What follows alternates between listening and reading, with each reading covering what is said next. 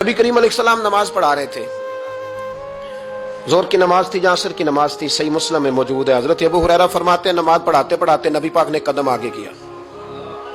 नमाज पढ़ाते पढ़ाते कदम आगे किया और यूं हाथ उठाया, फिर वापस कर लिया।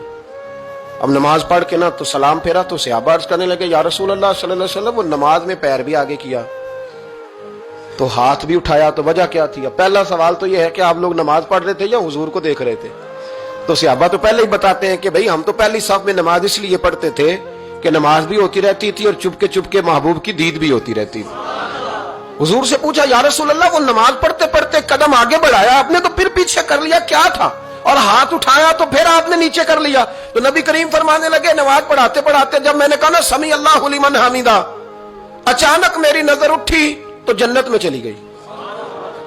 नजर उठी तो जन्नत में, तेरे लिए 2-4 कदम अर्श बरी है। तो महबूब फरमाते हैं जब मेरी ऊपर नजर गई ना तो मैंने देखा कि अंगूरों का एक खोशा लटक रहा है जन्नत में। तो मैंने हाथ बढ़ाया कि तोड़ लूं।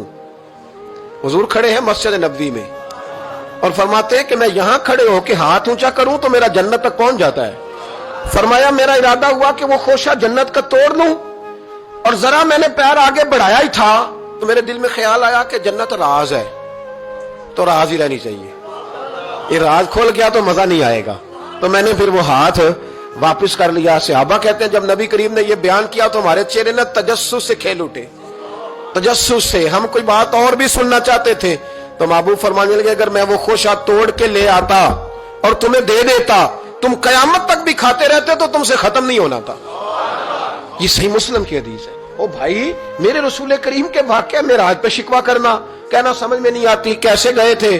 तो तू जो चाहे तो हर शब हो मिसाले शब असरा, इसलिए कि तेरे लिए 2-4 कदम